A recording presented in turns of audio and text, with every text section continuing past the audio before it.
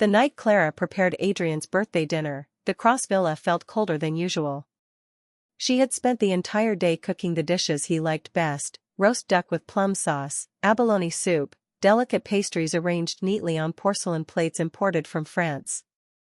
The cake she decorated herself bore the words "Happy Birthday, my love." But Clara knew, even before the candles were lit, that Adrian would not smile at her efforts. He hadn't smiled at her in years. When the chime of a phone echoed from the living room, Clara set down the silverware and walked over. It wasn't hers, she never owned the newest models, but Adrian's. He had left it behind in his rush to the office that morning. The screen lit up with a new message. She hesitated, her hand hovering. She knew it was wrong, but something inside her twisted with dread.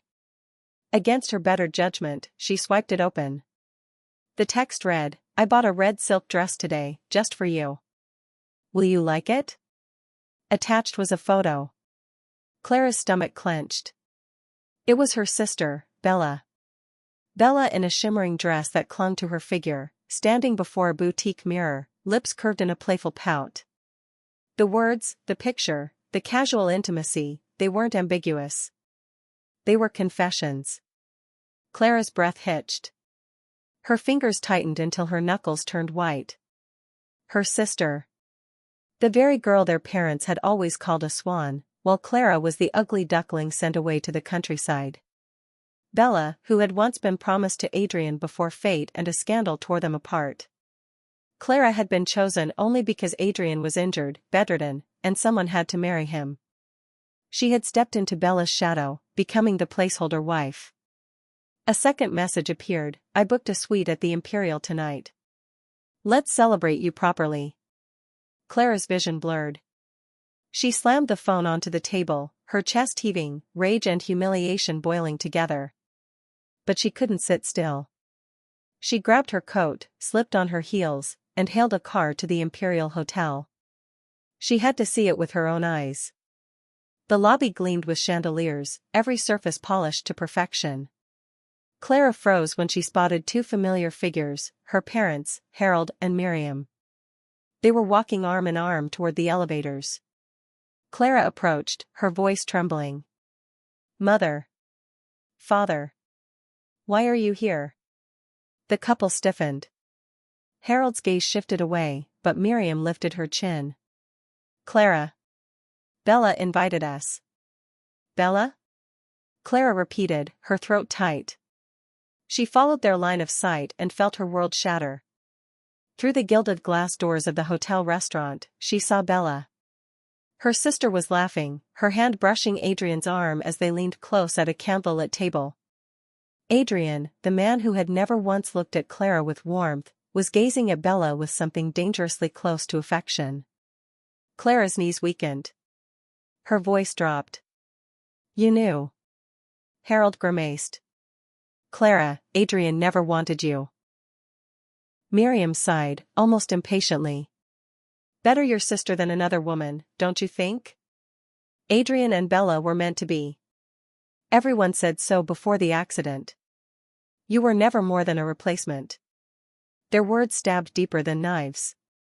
Clara stared at them, her body trembling. "I am your daughter, too." "Don't act like we owe you anything," Harold snapped. "You should be grateful you've lived in the Cross Villa at all." Clara's lips quivered, but she forced herself to turn and walk away. The tears that streamed down her face burned like acid. That night, she returned to the silent villa. The dinner she had prepared sat untouched, the cake mocking her with its cheerful frosting. She blew out the candles in the darkness, the bitter laugh caught in her throat. For 3 years, she had nursed Adrian back to health, devoted every breath to being his wife. She had thought, foolishly, that love would be enough. But the first one to fall always lost. She had lost. Just as she wiped her tears, headlights flooded the driveway. Adrian's black Bentley purred to a stop. He entered the villa, tall and imposing in his tailored suit. His voice was deep, detached. "Why didn't you turn on the lights?" He flipped the switch, bathing the room in harsh brightness. His eyes skimmed the untouched table, then landed on Clara. It's your birthday, she said softly. He gave a cool glance. I don't celebrate. Or you just don't celebrate with me, she asked, forcing a smile that hurt her cheeks. He didn't answer. He started for the stairs. Desperation clutched at her chest. Adrian. He stopped, his back still to her. Let's get a divorce. For the first time that night, Adrian froze. Slowly, he turned, his dark eyes locking onto hers. There was no warmth in them, only a glimmer of something sharp, dangerous. What did you just say? Her voice steadied, though her heart thundered. I want a divorce. The silence stretched, heavier than the walls around them. And Clara realized, with a chilling certainty, that this was only the beginning. Adrian's gaze lingered on Clara with the sharpness of a blade, the silence between them so suffocating it threatened to crush her. He descended the staircase slowly, his polished shoes tapping against the marble floor as he closed the distance. Divorce? His voice was low, dangerous, almost mocking. Clara's fists clenched at her sides, her body trembling but her words clear. Yes. Divorce. For 3 years she had endured his indifference, telling herself it was because of the accident, because he needed time, because she believed love meant patience. But tonight, after seeing Bella in his arms, the truth struck her, patience had only made her into a fool. Adrian's lips curved faintly, but it wasn't amusement. It was disdain. He stepped closer, his towering figure casting a long shadow across her. His hand reached up suddenly, gripping her chin with just enough force to make her wince. You think you can leave me that easily? His breath fanned across her cheek, and for a moment Clara's pulse betrayed her, quickening under his touch, her skin prickling with heat. The intimacy of his nearness was laced with cruelty. She tried to pull back, but his fingers dug in harder. You were never meant to be more than a substitute, Clara. Did you forget who this ring was originally prepared for? His thumb brushed her lower lip, and the gesture burned with humiliation. She swallowed hard, forcing steel into her voice. Yes, Adrian. I know it was for Bella. But I also know you've never once loved me.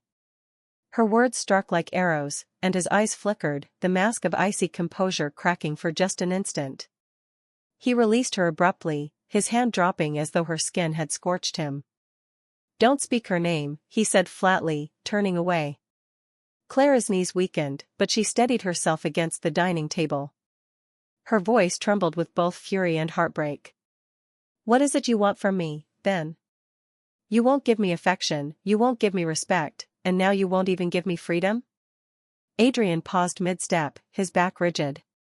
For the briefest second, Clara thought she saw hesitation in his posture, but then he straightened and strode away without another word, his footsteps echoing up the stairs. Alone again, Clara sank into a chair, her heart hammering against her ribs. His touch still lingered on her skin, scorching and cold at once, and she hated herself for shivering at the memory. That night, she lay awake in their cavernous bedroom, staring at the ceiling while Adrian remained silent on his side of the bed. His presence was a wall of ice, his breaths even and indifferent, as though she were nothing more than an unwelcome shadow. She bit down on her lip until it bled, tasting copper on her tongue. If he thought she would beg him to stay, he was wrong. This time, she would walk away on her terms. At dawn, Clara rose early, dressing in a plain blouse and skirt, her hair pulled back neatly. She glanced at the man still asleep in bed, his handsome features relaxed in the morning light, and felt a pang that was part longing, part fury. Without a word, she walked out of the villa and into the city. She needed air, space, something beyond the suffocating cage of the Cross family's world. But when she returned that evening, the storm had only just begun. Bella was waiting in the living room, lounging on the sofa like she owned the place. Her legs were crossed elegantly, her red silk dress clinging to her figure, and her lips curled into a smirk when she saw Clara. "Sister," Bella drawled sweetly, "don't look so surprised. Adrian invited me." Clara froze at the doorway, her pulse spiking. Bella rose slowly, her heels clicking against the marble floor, and walked over with the grace of a ballerina. Leaning close, she whispered, "You should never have married him. You know he was mine first." The scent of Bella's perfume was suffocating, intoxicating, and Clara forced herself not to flinch. Bella's voice dropped lower, laced with venom and triumph. "He never touches you, does he? You're just playing house while I give him what he really wants." Clara's nails dug into her palms until they nearly broke skin, but she refused to give Bella the satisfaction of seeing her cry. Instead, she lifted her chin, meeting her sister's eyes with a defiance that burned hotter than her shame.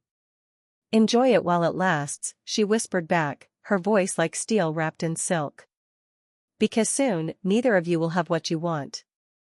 And though her body trembled, inside Clara felt the first spark of something dangerous, a flame that would not be extinguished again. Clara barely had time to step aside before Adrian descended the stairs, his presence filling the room like a storm. He was still fastening the cufflinks of his white shirt, his black hair slightly tousled as though he hadn't slept, yet his aura remained sharp, commanding. His eyes flicked between the two sisters, and though he said nothing, the faintest curve of his lips as he glanced at Bella told Clara everything. He hadn't invited Bella out of courtesy, he wanted her here. The weight of that silent betrayal pressed down on Clara's chest until she could hardly breathe. Bella glided toward Adrian, her hand brushing his arm with casual intimacy, and she laughed softly, her voice a melody Clara had grown up hearing praised. "I was telling Clara she should rest more. She looks so tired lately." Adrian didn't answer. His gaze slid to Clara briefly, unreadable, before settling back on Bella. That small gesture, choosing where to let his eyes rest, stabbed deeper than any words. Clara's throat ached, but she refused to lower her head. Instead, she straightened her back and stepped forward. "I've already told Adrian what I want. I'll be filing for divorce." Bella gasped theatrically, turning to Adrian with wide eyes. "You see? She's ungrateful. After all these years you've taken care of her, she wants to leave you." Adrian's expression didn't change, but the air grew heavier, colder. He dismissed Bella's hand from his arm and strode toward Clara. Each step echoed like a drumbeat against her heart. When he stopped in front of her, so close she could see the flecks of silver in his dark eyes, she forced herself not to retreat. His voice was low, almost a growl. "Do you think divorce is something you can declare on a whim?" Clara met his gaze, her body trembling, but her words sharp. "It's not a whim. It's survival." His jaw clenched, and suddenly his hand shot out, gripping her wrist. He yanked her closer, his chest colliding with hers, the heat of his body overwhelming. Clara's breath caught as his lips hovered near her ear, his voice a venomous whisper. "Survival? Don't delude yourself. You wouldn't last a day outside this house without me." The rough dominance in his tone made her shiver against her will, a reaction she despised. She struggled to wrench free, but his hold tightened, bruising her skin. Bella watched, her lips twitching in amusement, her eyes gleaming with victory. Clara turned her face just enough to meet Adrian's eyes, her own burning with defiance. "Then let's find out."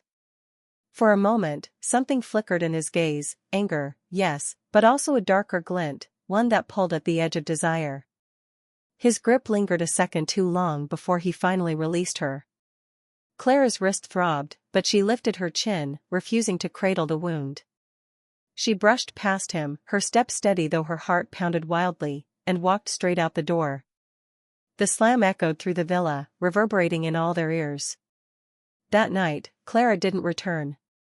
She stayed in a modest hotel on the outskirts of the city, staring at her reflection in the mirror. The woman who looked back was pale, hollow-eyed, fragile. She pressed a hand to her chest, feeling the ache that throbbed with every beat. How had she become this, so dependent, so diminished? A tear slipped down her cheek, but she swiped it away quickly. Enough. No more. If Adrian and Bella wanted to make a spectacle of her, she would not sit quietly. She would rise, even if it meant burning in the process.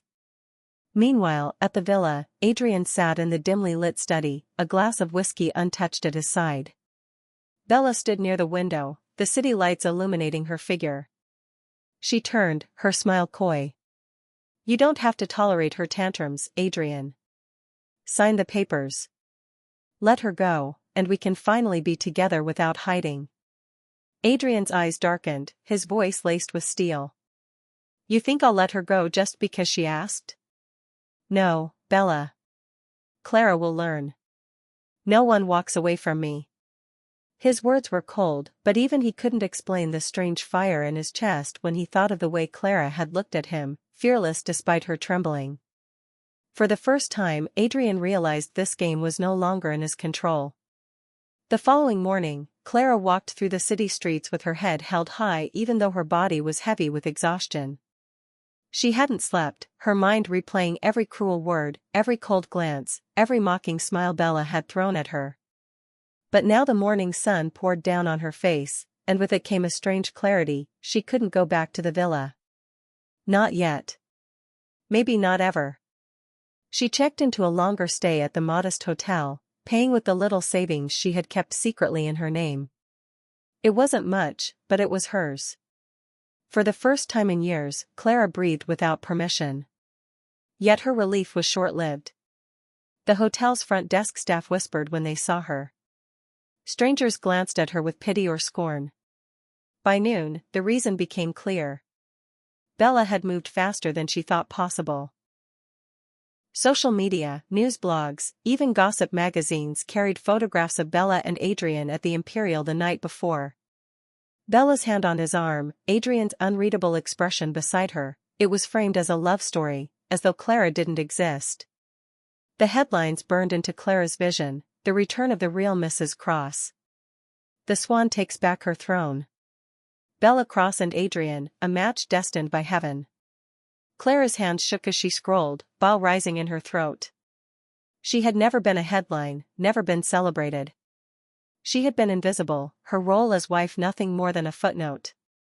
And now, Bella was erasing her entirely. That evening, Clara returned to the villa not to reconcile, but to face them. She entered with her spine straight and her chin high, her eyes icy enough to cut glass. Bella was there again, lounging in Clara's place at the dinner table, her red lips curved into a smile as Adrian sat beside her. The sight nearly made Clara falter, but she clenched her fists, digging her nails into her palms until the pain steadied her. Enjoying yourself, sister? Clara's voice was sharp enough to slice through the air. Bella laughed softly, tilting her head like a cat playing with prey. Adrian and I were just reminiscing. You wouldn't understand, Clara. You were never part of this world. Adrian didn't stop her. He didn't correct her. He only watched Clara with that unreadable darkness in his gaze. Something inside Clara snapped. She stepped forward, slamming her hands onto the table so hard the plates rattled. Then let me make myself clear, she said, her tone trembling with both fury and resolve. I will not be humiliated like this any longer. If you want Bella, then take her. But I will not stand here as your shadow.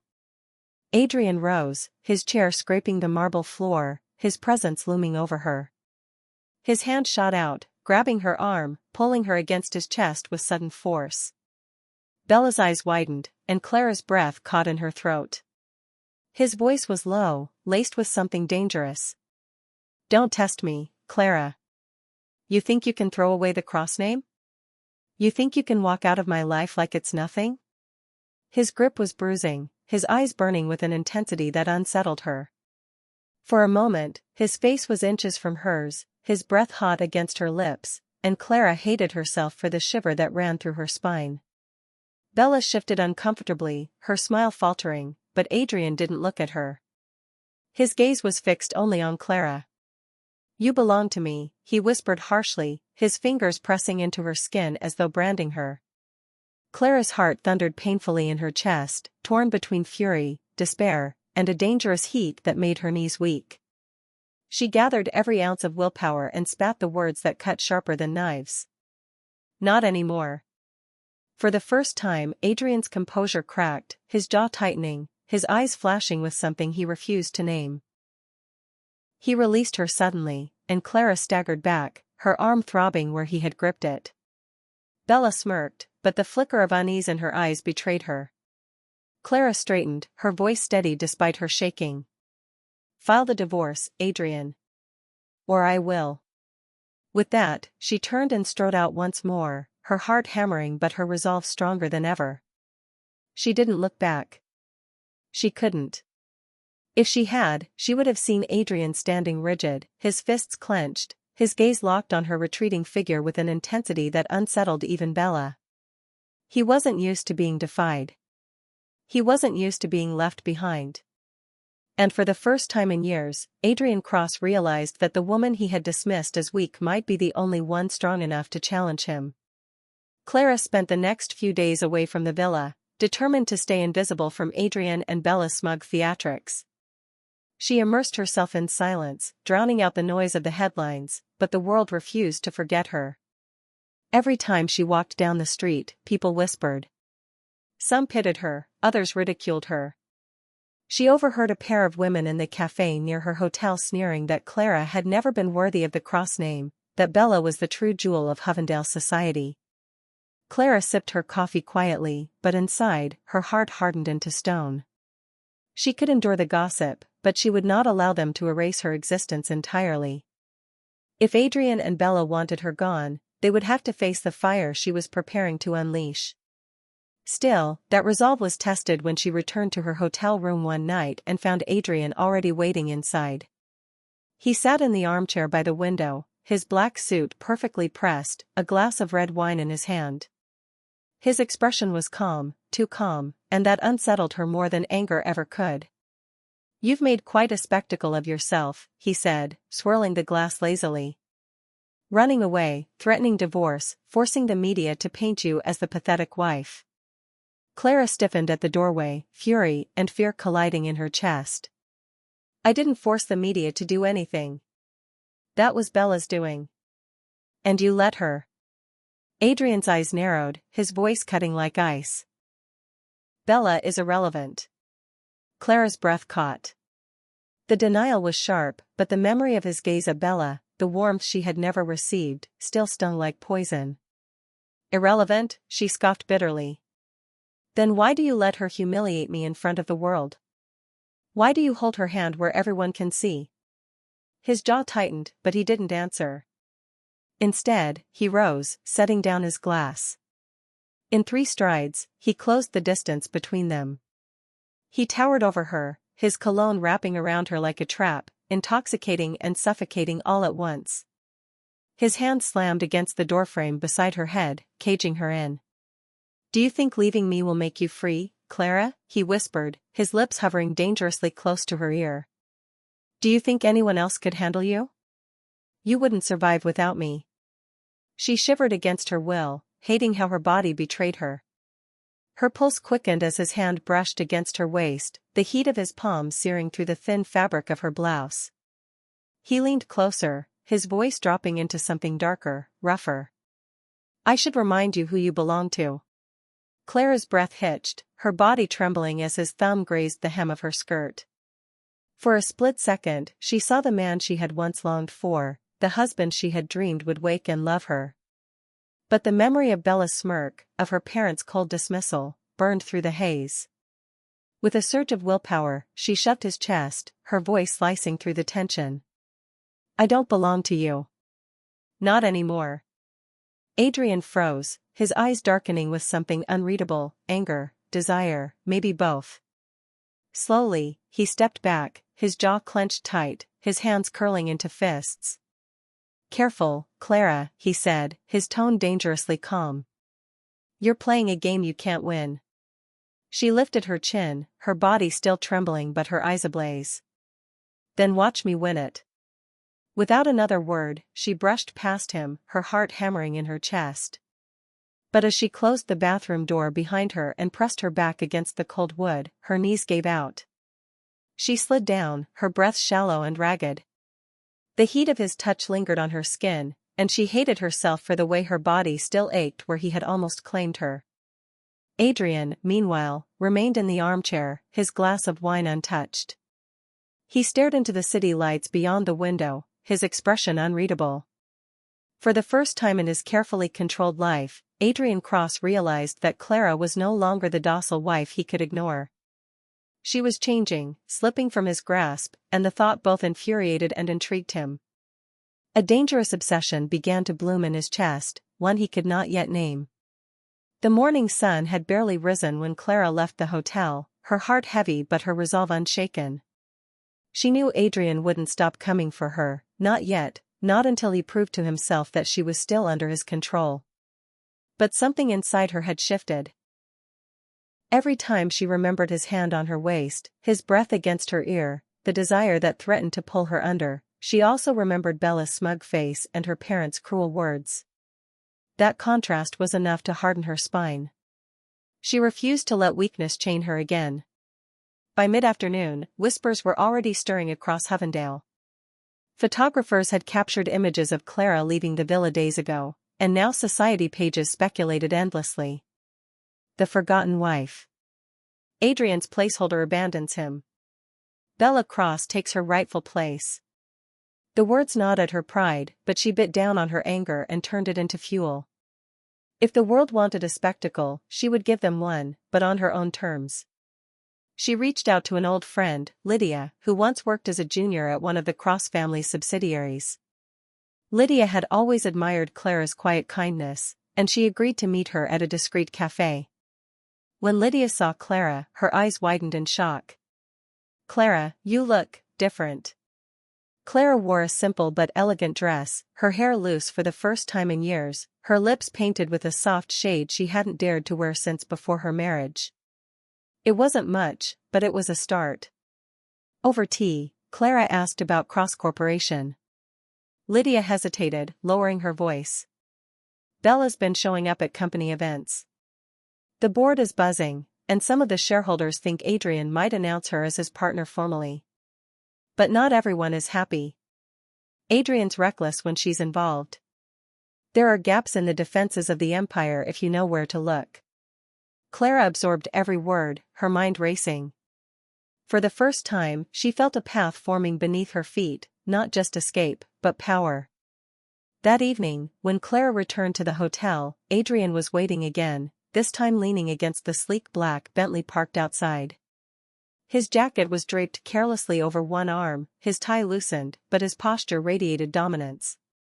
People passing by stopped to stare, recognizing him instantly as Hovendale's most powerful man. Clara's pulse quickened, but she kept walking, her heels clicking steadily on the pavement. Adrian straightened, his gaze locking onto her, the intensity in his eyes enough to freeze her mid-step. He moved toward her with measured strides, each one sending a jolt of anticipation and dread through her veins. "Running again?" he asked, his voice low, almost taunting. "Or are you finally ready to come home?" Clara's jaw tightened. "That villa isn't my home anymore."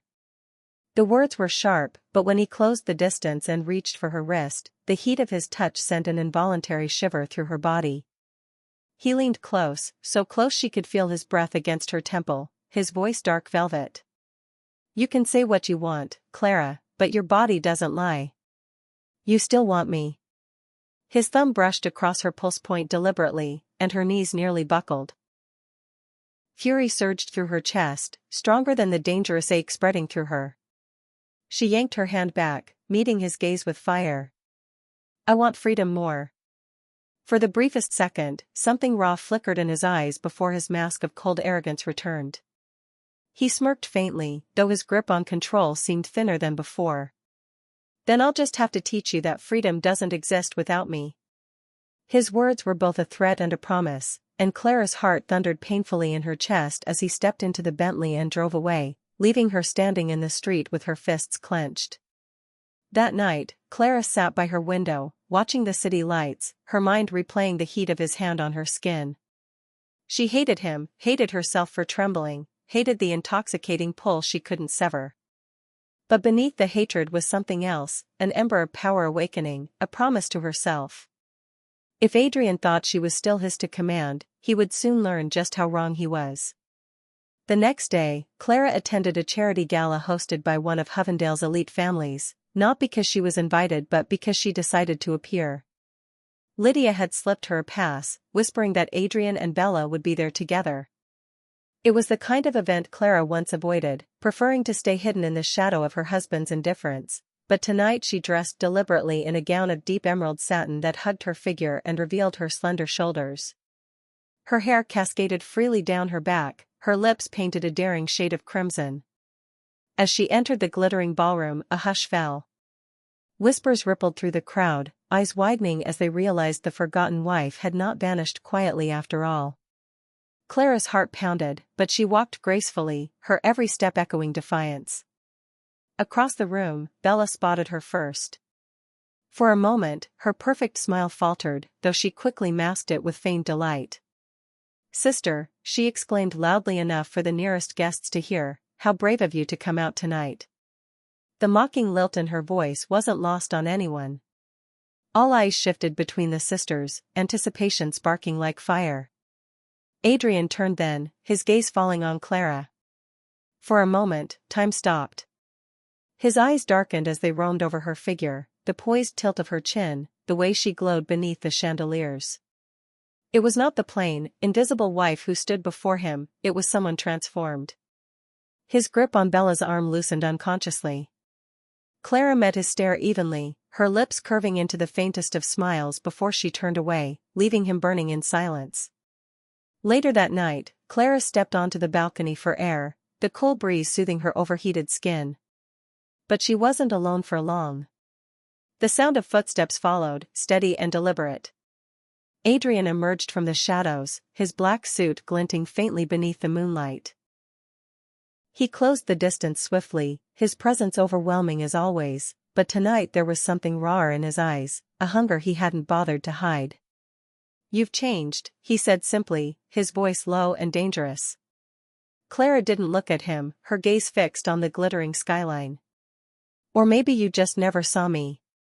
He stepped closer, his hand bracing against the railing beside hers, caging her in. "I see you now," he murmured, his lips grazing the shell of her ear. Heat coiled in her belly at the intimate contact, and she cursed herself for the way her body reacted. His other hand lifted, fingers brushing the bare skin of her shoulder, tracing down her arm in a slow, deliberate caress. "You can dress up, defy me, even threaten to leave, but you're still mine." Clara's breath quickened, her pulse racing beneath his touch, but she turned to face him with fire in her eyes. "I don't belong to anyone." The defiance in her voice only seemed to ignite him further. In a sudden motion, Adrian pressed her back against the stone wall of the balcony, his body pinning hers. His lips hovered over hers, his breath hot, his eyes dark with desire and fury intertwined. "Tell me to stop," he whispered, his hand sliding down to her waist, pulling her against him. Clara's heart thundered violently, torn between the intoxicating pull of his dominance and the bitter hatred that fueled her. For a moment, the air crackled with dangerous tension, and she almost surrendered to the heat burning through her veins. Almost. Then Bella's laughter floated from the ballroom, sharp and triumphant, and the spell broke. Clara shoved Adrian back with all her strength, her voice trembling but sharp. "You disgust me." Adrian staggered slightly, his expression darkening, but instead of anger, a slow, dangerous smile curved his lips. "We'll see how long you can resist." He left her there trembling against the wall, her chest heaving, her body betraying her with the memory of his touch. Clara gripped the railing until her knuckles turned white, her breath ragged. She hated him, hated the way he made her burn, but she swore to herself then and there that she would turn this weakness into power. If Adrian Cross thought she was still his to break, he would soon learn she was the fire that could consume him whole. The fallout from the gala spread like wildfire. Society columns buzzed not with Bella's triumphant return, but with Clara's shocking reappearance. Photos of her in the emerald gown dominated headlines, her transformation compared to Bella's rehearsed perfection. The forgotten wife dazzles at gala. Who is the real Mrs. Cross? The contrast stung Bella deeply, though she hid it behind painted smiles and feigned grace. Adrian, however, remained unreadable, his silence more suffocating than words. Clara returned to her hotel that night trembling from the balcony encounter, her body still betraying her with heat whenever she remembered the press of his chest, the dangerous hunger in his eyes. She hated that part of her still craved what her mind rejected. But she reminded herself of Bella's smirk, of her parents' cruelty, and she sharpened her resolve. She would not fall again. 2 nights later, Clara attended another society event, not to bask in attention but to make connections. She slipped into the room like a blade cloaked in silk, her presence turning heads. She approached influential wives, businessmen's daughters, and even an aging shareholder of Cross Corporation. She listened more than she spoke, but when she did, her words were measured, precise, leaving an impression of quiet intelligence. By the end of the evening, whispers had begun. Clara Cross was no fool, no weakling. She was something else entirely. But just as her confidence grew, Adrian's shadow loomed again. He appeared at the event unexpectedly, tall and commanding, his black suit perfectly tailored. The crowd parted around him as though he were royalty, and his eyes sought Clara immediately. She froze, her heart leaping painfully. He crossed the room with long strides, ignoring the greetings thrown his way, until he stood before her. "Dance with me," he said, his tone leaving no room for refusal. Before Clara could protest, his hand clasped hers, firm and warm, leading her onto the dance floor. Music swelled as his arm wrapped around her waist, pulling her against him. The closeness was unbearable, his scent, his heat, the steady strength of his grip. Clara tried to keep her composure, but her breaths betrayed her, shallow and quick. "Let me go," she hissed, her nails biting into his shoulder. Adrian's lips curved faintly, his voice brushing against her skin as he leaned close. "You walk into my world dressed like that, stirring every eye, and then expect me to ignore you?" His hand pressed lower on her back, pulling her flush against him, and her body betrayed her again, a traitorous shiver running through her. She clenched her teeth, her voice sharp. "I didn't come here for you." Adrian's gaze burned, his jaw tightening. "Everything you do is for me, Clara. Even your rebellion." His words were arrogant, infuriating, but the low timbre of his voice sent heat pooling in her belly. She wanted to slap him, to scream, but the music bound them together, spinning them under the chandeliers while onlookers whispered. From the corner of her eye, Clara saw Bella watching, her expression a mask barely concealing fury. For the first time, it was Bella who looked like the outsider, and Clara who stood center stage. The realization filled Clara with a dangerous thrill. She met Adrian's eyes boldly, her lips curling into a defiant smile. "Then watch me rebel, Adrian. Watch me make you regret everything." The song ended, but Adrian didn't release her immediately. He held her there a moment longer, his dark eyes locked onto hers, his grip tight as though he couldn't bear to let go. When he finally did, his voice was a low growl only she could hear. "Careful, Clara. You're playing with fire." She stepped back, her heart racing, her pulse wild, but her voice steady. "Maybe it's time you learned what it feels like to burn." As she walked away, the weight of his gaze followed her, searing her skin. And though Clara's body still trembled from the heat of his touch, inside her heart a new flame roared to life, one that promised destruction for anyone who dared to stand in her way. The night after the gala, Clara lay awake staring at the hotel ceiling, her body still alive with the phantom heat of Adrian's hand at her waist, the way his breath had skimmed her skin as if she belonged to him. Every nerve remembered, every inch of her ached with humiliation and desire, and she despised herself for it. She had told him she wanted freedom, told herself she wanted nothing to do with him, yet the memory of his dominance lingered like a brand.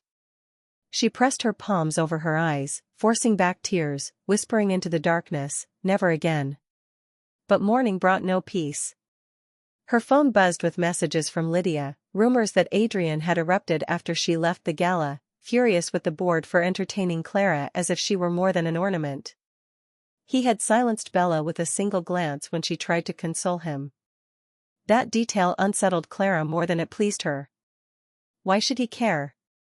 Why should he act as though her defiance mattered? Later that day, she stepped into a boutique downtown, determined to arm herself with appearances. She tried on dresses that hugged her figure, heels that made her stride sharper, and for the first time in years, she admired her reflection not as Adrian's wife but as Clara herself. The saleswoman whispered in awe, one even daring to ask if she was a model. The flattery stung, reminding her how long she had allowed herself to fade. No longer. She purchased everything she wanted, not caring that her credit card trembled at the edge of its limit. When she left the boutique, Adrian's black Bentley was parked across the street. He leaned against the hood, hands in his pockets, his eyes locked on her with an intensity that made her pulse stumble. She stopped dead, fury rising, but before she could speak he was already striding toward her, his presence towering over the pavement. "Enjoying yourself?" he asked, his voice dangerously calm. "Spending my money to dress like this?" Clara's eyes flashed. "It's my card. My name. I don't need you for everything." He stepped closer, his gaze devouring her emerald dress, the curve of her figure, the defiant tilt of her chin. His jaw tightened, his control fraying. "You walk around like this, inviting every eye, and you expect me to stay away?" His hand shot out, seizing her arm, dragging her into the shadow of the Bentley. She gasped, struggling, but he pinned her against the cool metal, his body pressing into hers, his breath hot at her ear.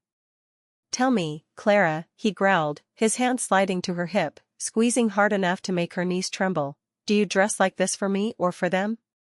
Her pulse thundered violently, the dangerous heat of his body melting into her, her lips parting against her will.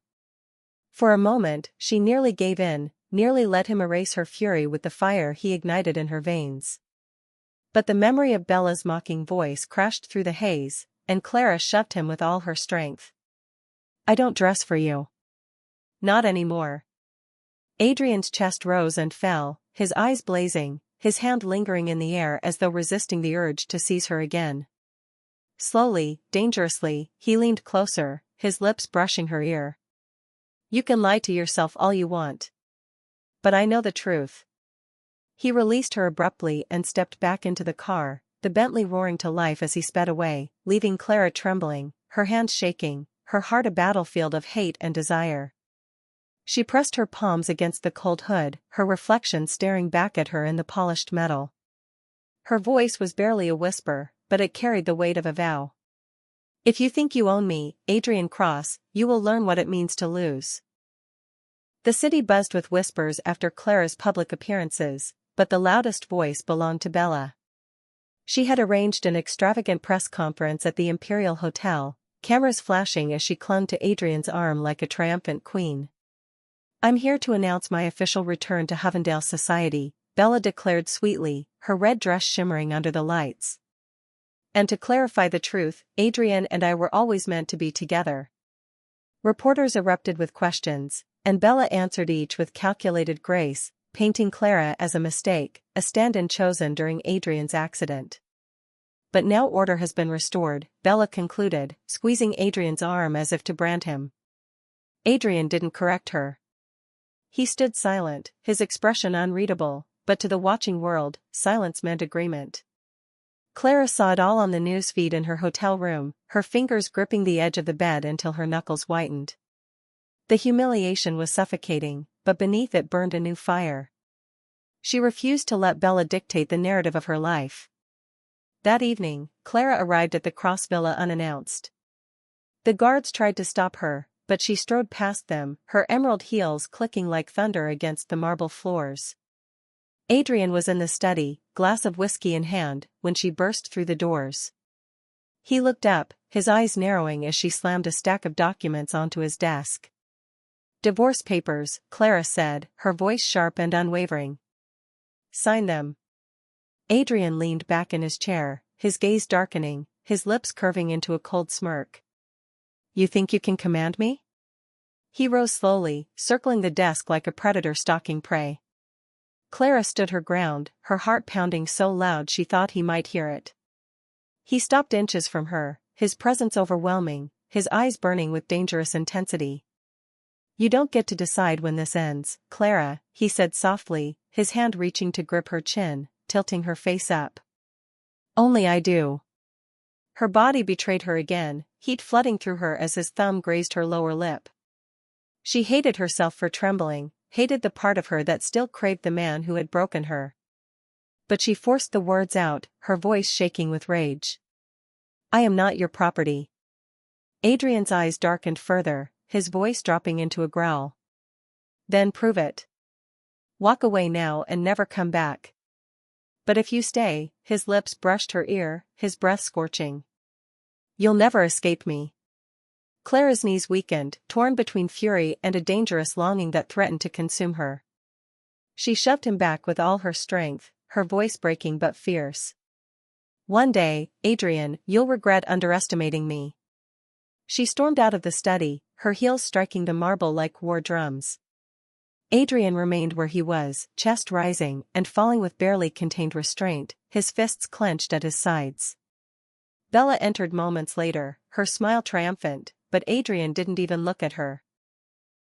His eyes were still fixed on the door Clara had just slammed behind her, his heart pounding with something he refused to name. For the first time in years, Adrian Cross realized he wasn't the hunter, he was the one being hunted. And as Clara walked into the night, the divorce papers still unsigned, she swore to herself this was only the beginning. She would shed the skin of the obedient wife, rise from the ashes of humiliation, and make them both pay. The betrayal was complete, but the reckoning was yet to come.